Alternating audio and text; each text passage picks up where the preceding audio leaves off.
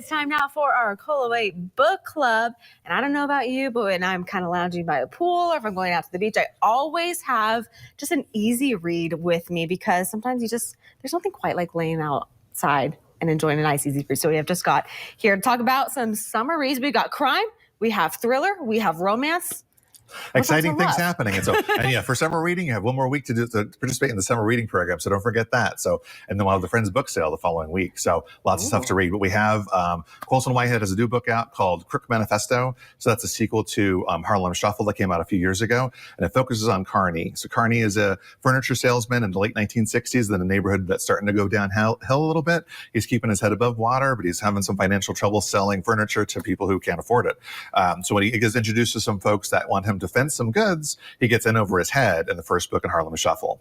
So Crook Manifesto starts out, he's out of the business, he's gone straight, no more crime, but his daughter wants Jackson 5 tickets, and those are not easy to come by. So he calls an old friend, and the problem is when you kind of dip your toe back into crime, he kind of grabs you right back in there. And so he's backing up over his head, trying to figure everything out. And so you have kind of interesting themes with that. Whitehead is really good because he's famous for the book Underground Railroad, which was an HBO series, and the Nickel Boys that came out last year. But the level of detail, the historical reality of it is really good. So the furniture detail, the selling furniture, the model of the furniture, the kind of fabric that it has, where are you seeing which block. There's a lot of detail to that. You have a lot of fun with this. And you have the kind of like really cool crime stuff. So it's not like heavy crime. It's sort of like people have nicknames and they're kind of knocking off a hotel, stealing money. No one really gets harmed in the whole thing, but it's still kind of like in over his head for that. He doesn't want to have that kind of life of crime. He wants to go legit, but it's hard in the time period where you're trying to just go straight, and it's so much easier to kind of like go to crime, get the things you need, but it's really difficult. So it's fun. I love books where you get to learn a little bit more about history, but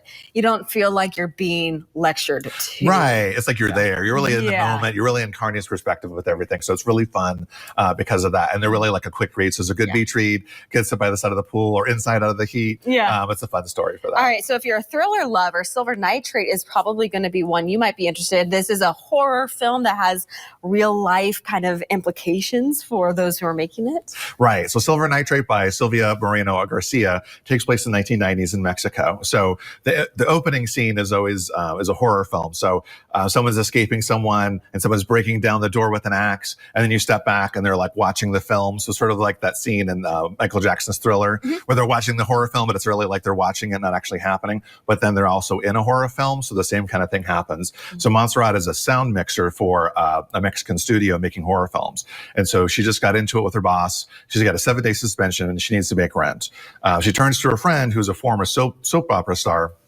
And he's a little past his prime, had a car accident, trying to get back into the game. His new neighbor is a famous director making famous horror films, and he has a secret horror film that he never finished that's known to be cursed.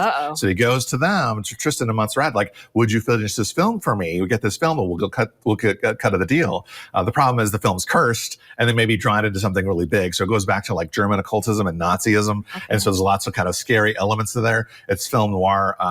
Silvia Moreno-Garcia does a really good job with taking kind of historic properties and kind of putting a little twist on that. So Mexican noir, she had a book last year called The Daughter of Dr. Moreau, which is a twist on the H.G. Wells novel. So it's a real fun twist to read. It's a really kind of nice, breezy read. It has the horror elements, but it's kind of like you're reading on the beach. It's really fun and engaging. So find out how that curse ends. Get that book. Now, finally, very quickly, we're almost out of time.